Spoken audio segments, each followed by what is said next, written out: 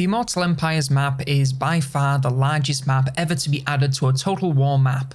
Probably. I haven't bothered to check. It encapsulates almost the entire Warhammer world and has enough gameplay crammed inside of it to keep you busy for hours. But what if we could take that almost and remove it with one simple mod? Introducing Immortal Empires Expanded. The mod aims to complete the Warhammer world, adding nearly 200 new settlements, 52 new factions, and populating areas of the map that previously went empty. What does all of this new stuff look like, and most importantly, how does it affect the turn timers? Let's take a look and find out. But if you want to remove these ad timers, then you should just become a channel member. All the same videos, none of the ads, just $1 a month. Become a member at the join button below, and now onto the mod. If you're wondering exactly what areas of the map has been updated, then the mod makers have this delightful little graphic to explain. Whilst the main focus is on the southeast of the map, there's also a lot of changes in the northeast and spread throughout the rest of the world. Essentially, if there's something that's a little bit empty in the base game, they've gone in and bulked things up for a little extra flavour. I'm not going to tease you by leaving it any later, and I'll get straight into Inden Kresh to the south of Cathay. In the base game, Cathay just kind of ends, bordering the largest forest you have ever seen. The entire southeast of the map is this endless expanse of foliage, and it has always looked out of place, but no longer. The area is now incredibly densely populated with all kinds of new factions, terrains, and even landmarks. There's too much to cover as one, so let's split it up.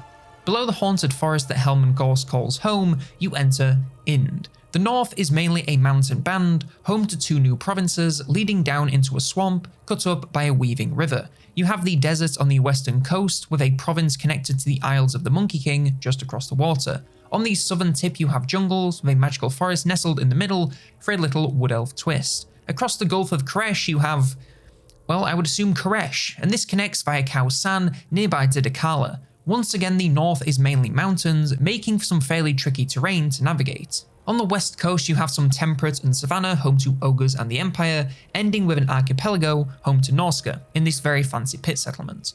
On the east is more jungles, and inland of both is more jungle, divided up by another river, home to some lizard men. Towards the southern tip you have a thick band of mountains separating the jungle and desert that turn into temperate and wasteland respectively, before all of it meets the Chaos Wastes via the Gates of Calith. Speaking of which, the southern Chaos Wastes have been expanded from their original location all the way to almost the southeast corner of the map. In that corner you have the Lost Isles of Elithis going up to the North Isle all the way to Nippon. Fabled Lumbria is on the east end of the map and is just a short sail from the new most eastern point of Cathay and a new route for Chaos to take around the Great Bastion. The wastes to the north of the Bastion are also seeing large changes to expand the area, number of factions, and overall make it feel like a giant wasteland rather than a nasty hedge beyond the walls. The Cliffs of Death have been added in the central north Chaos Wastes, then all the way in the northwest corner you have Upper Ironfrost and the White Wastes to give them a little bit more depth over there too. After this, it's smaller additions, such as a little extra to the north of Bretonia, the Zarmuda Triangle, however you pronounce this, some more ogres on the south of Araby, and finally, Bone Island. So having all these new additions to the map is all well and good, but there's not much point if you never see any of it. If you are running a totally vanilla game aside from what's needed to run the mod, then you have a few options of vanilla lords that start pretty close. Dakala is probably the closest, since her starting province literally ends with the Gates of Koresh, but you also have Balthazar Gelt not too far away once he finishes his starting war. Nakai is also pretty nearby, along with Kugath just across the Sea of Dread, and Helman in his haunted forest. Lastly, the Wood Elves can actually get to this area using the deep routes, since you have a couple more magical forests to collect, but you will be limited. There's no one that starts directly in any of the new areas by default, unless you are willing to use Mixus to play as a minor faction with no effects. However, if you also install the mod configuration tool, you can bring a massive number of factions over to the new area, either for you to play as or against. This is super easy to do, so don't be intimidated by all the menus and tick boxes, and it's a great way to enjoy the new area whilst also playing as a real faction with a legendary lord and playstyle. Your third option is playing as some modded factions, and whilst there are undoubtedly a near endless supply, you have a few suggestions from the mod page to get you started.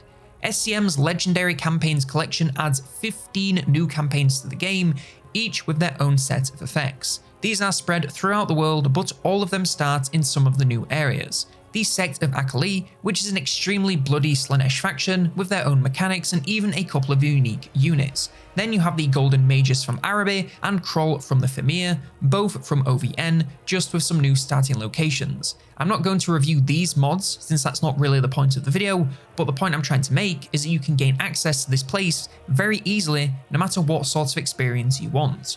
Now to wrap up with a mod review, and I hope you can tell from looking at this new stuff, but it all looks as good if not better than the base game. There are sick as hell landmarks, organic looking terrain design and a variety of biomes and climates, even in such small areas. It not only fits very well in the base game, but it also helps every area to feel distinct. Each area of the Immortal Empires map has this unique feel to it that's different to anywhere else, and this carries that on perfectly. Ind feels a lot different to Koresh, which feels different to the Eastern Islands, and that's something incredibly important to nail, so I'm very glad they did.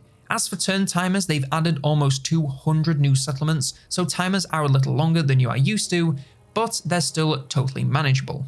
If you are worried this is going to be another old world situation where you are sitting for 2 minutes each time you move one army, then you can rest easy. It's longer, but not by much, and I'll throw up some side-by-sides for reference. Speaking of the old world map, I think it's important to compare the two, as I really do think they are two different maps for two different types of players. The old world transforms the map into something truly gigantic. It makes every included area feel massive and a lot more imposing. The Empire is this giant never-ending territory rather than a condensed field. The Chaos Wastes are now the Chaos Realms and give the far corners of the map a lot of flavour, along with a cool base of operations for the more chaotic factions.